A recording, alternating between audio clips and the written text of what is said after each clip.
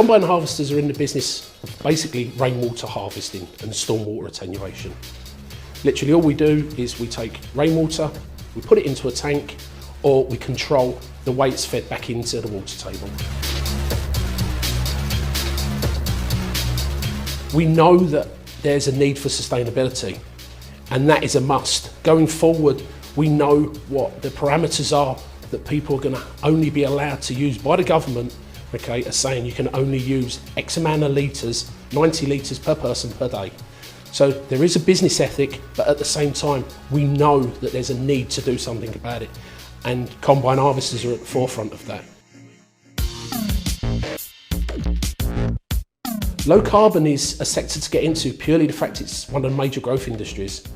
It is. We hear everything at the moment about people losing their jobs. To train and to come into our business, okay, being a growth industry, there's less likely that you're going to be made redundant, but also you're learning more about the environment, because it's not just a product, it's sustainability is a way of life. It is, and we push it as a way of life. We set the standards for sustainability, and we like people to follow that. So in the low carbon environment, we like to think that bringing new people into it, whether it's people, we don't judge people by their age, we like to take people in and hopefully nurture them into our business for the future. We look for someone who has their own mind. We don't want someone who's already has comes here with a negativity. We like people to come here, would like to learn, a little bit of passion.